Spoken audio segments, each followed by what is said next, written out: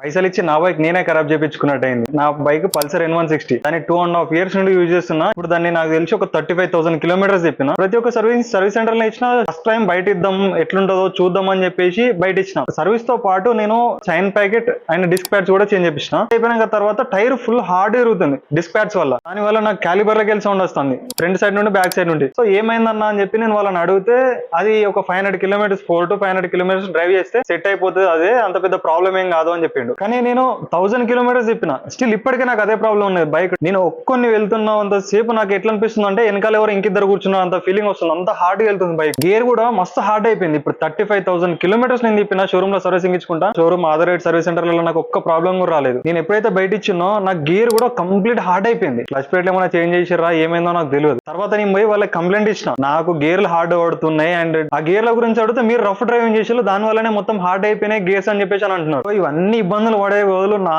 Best suggestion ఏంటంటే కొత్త bike ని ఏదైనా కానీ మాక్సిమం BS6 ఇప్పుడు phase 1 phase 2 వెహికల్స్ ప్రతి ఒక్కటి ఆథరైజ్డ్ సర్వీస్ సెంటర్ లో సర్వీసింగ్ చేయడం చాలా బెటర్. మీ బండిని కాపాడుకోవాలంటే ఆథరైజ్డ్ సర్వీస్ సెంటర్ లో సర్వీస్ చేస్తే చాలా మంచిది. వాళ్ళకి ఏంటంటే ఎక్స్పీరియన్స్ క్యాండిడేట్లు ఉంటారు. బండ్లని బయట సర్వీసింగ్ ఇచ్చి మీ బండిని ఖరాబ్ చేసుకోకండి. వీలైనంత వరకు ఒక 500,000 రూపాయల గురించి ఆలోచించదు. ఎందుకంటే కొత్త బండ్లు ప్రతి ఒక్కటి 1 lakh kilometers or 3 years warranty ఇస్తారు షోరూమ్ వాళ్ళు. షోరూమ్ లో మనకి ఇంజన్ వారంటీ వస్తుంది, అది క్లెయిమ్ చేసుకోవచ్చు. ఇంజన్ కి ఏం ప్రాబ్లం వచ్చినా మన రెస్పాన్సిబిలిటీ ఏమి ఉండదు. నా బెస్ట్ సజెషన్ ఏంటంటే 1000 రూపాయలు 500 గురించి ఆలోచించి బయట సర్వీసింగ్ చేయకండి. మీ బండిని అయితే ఖరాబ్ చేసుకోవద్దు.